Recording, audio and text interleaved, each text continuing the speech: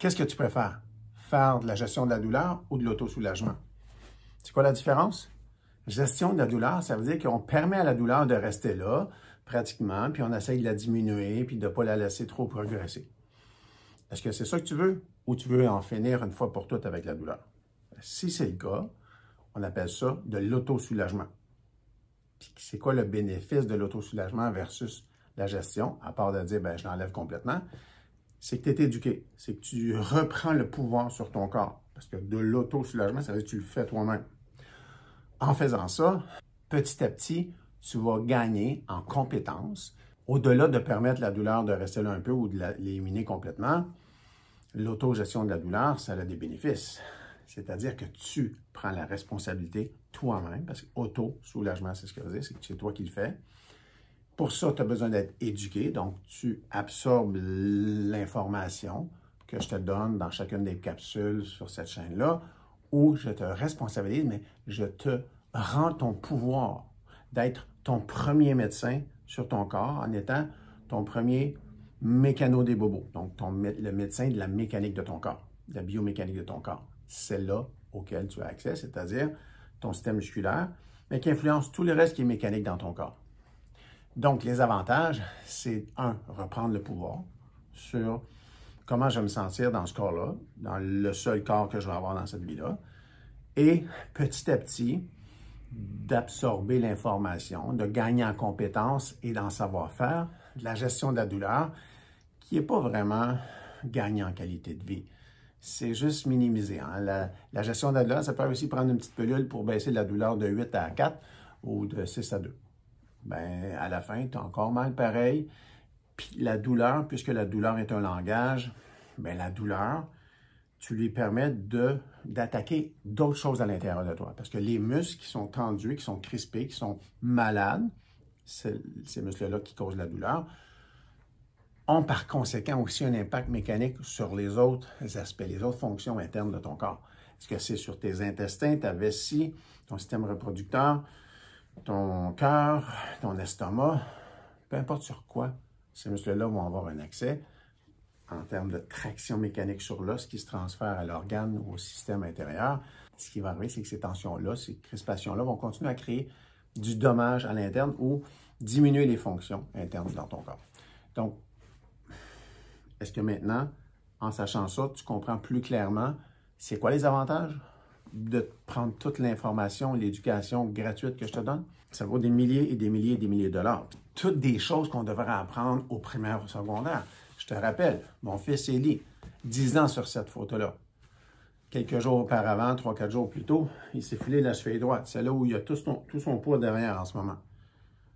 En moins d'une heure, à peu près en 50 minutes, Élie s'est soulagé d'une entorse importante et a pu jouer son deuxième match de baseball l'après-midi, 3 heures plus tard, sans douleur. Si un enfant de 10 ans peut savoir faire ça, penses-tu que tu peux y arriver? Moi, j'en suis convaincu. J'en suis convaincu. Ça prend de la conviction, ça prend de la détermination, ça prend beaucoup d'amour pour soi-même. Parce que chacune des actions thérapeutiques spécifiques que je vais t'enseigner pour défaire tes douleurs, c'est comme te donner de l'amour. C'est accepter la douleur thérapeutique afin de ne plus avoir la douleur au quotidien.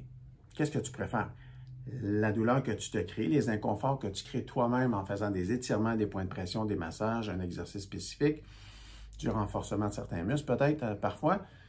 Est-ce que tu préfères ça, puis ces inconforts-là qui te font du bien après, ou de subir cette douleur-là au quotidien ou de façon récurrente, on and off, là, la douleur qui part puis il revient, puis on ne sait pas pourquoi, puis on va toujours voir le médecin, puis quand est-ce que tu vas comprendre que ton médecin, il ne connaît rien à la douleur? Parce qu'il ne connaît rien au système musculo-squelettique. Un médecin qui a 8 ou 9 ans d'information, d'éducation universitaire, n'a pas plus qu'une semaine de formation là-dessus. Puis il ne touche jamais le corps humain. C'est quoi le secret de prendre soin d'une personne? Que ce soit un enfant, un ado, une personne âgée, on prend soin des gens, on répond à leurs besoins. Que ce soit intellectuel, physiologique, émotif, spirituel, affectif, tout ce dont on a affaire quand on prend soin de quelqu'un, pour le voir s'épanouir, pour le voir être bien, c'est répondre à ses besoins. Et c'est pareil. quand tu fais les actions thérapeutiques spécifiques, c'est pour le système musculaire. Qui, lui, une fois qu'il va bien, ben, il n'y a plus de raison pour tes muscles, tes tendons, tes ligaments d'avoir mal. Puis tout ce qui est rattache à l'intérieur de ton corps à la structure, ben, est influencé par la musculature. Pour le meilleur et pour le pire. Donc, si elle est en santé, cette musculature-là, elle va favoriser les fonctions internes. Au moins, elle ne fera pas objection ou obstruction aux fonctions internes, que ce soit des organes, des systèmes internes. Mais si, au contraire, les muscles sont malades, ben, c'est là. Quand ça reste, quand c'est récurrent, puis quand c'est quelque chose de permanent, chronique, ça devient très dommageable pour tout ce qui se passe à l'interne. En tout cas, pour certains des systèmes, que les muscles qui sont en mauvais état peuvent influencer. Donc, si c'est autour de ton bassin, tes muscles, ben, c'est les organes plus bas, les intestins, la partie plus basse des intestins. Si c'est au milieu de ton abdomen ou dans le haut de ton abdomen, ben, c'est autre chose. Si c'est en dessous de ta cage thoracique, ben, il y a d'autres organes ou systèmes qui sont influencés. Logique. Donc, c'est à ça que ça sert. Maintenant, tu dois trouver un motif, une motivation pour faire ça. C'est correct, j'ai beaucoup de gens qui viennent me voir ou qui me contactent, puis ils réussissent à se défaire de douleur juste parce qu'ils ne veulent plus avoir cette douleur-là.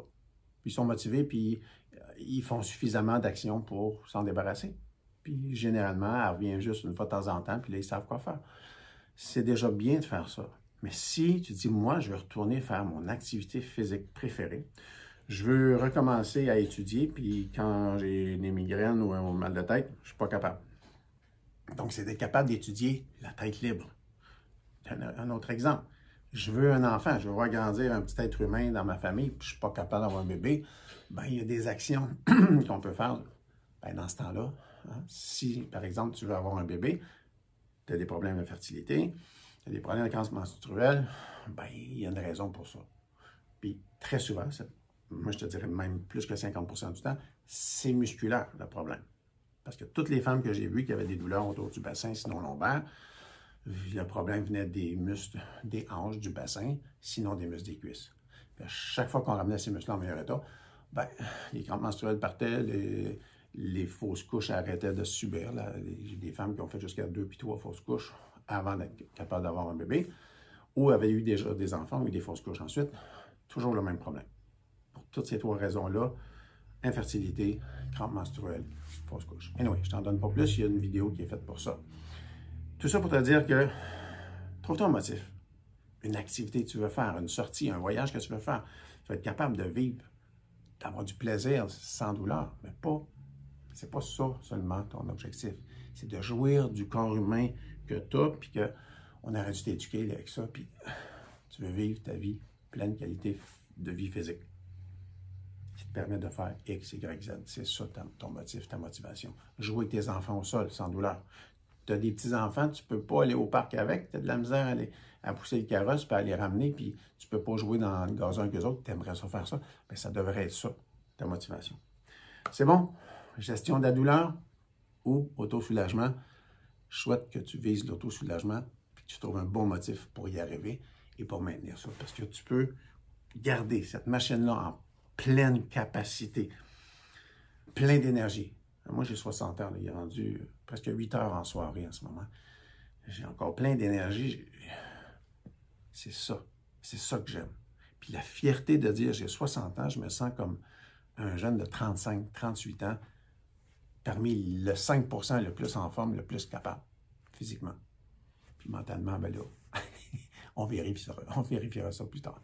Encore une fois, merci d'avoir écouté. Le pouce en l'air, abonne-toi à la chaîne, partage aux gens. Il y a tellement de gens qui ont mal. Mais cette vidéo-là est très importante parce que ça te met en disposition pour dire, OK, là, je vais faire de l'autosoulagement. Je ne veux pas y aller à tâtons. Voici un petit truc là, voici le truc. Puis les gens, ils vont... Non, tu choisis la douleur thérapeutique ou la douleur au quotidien.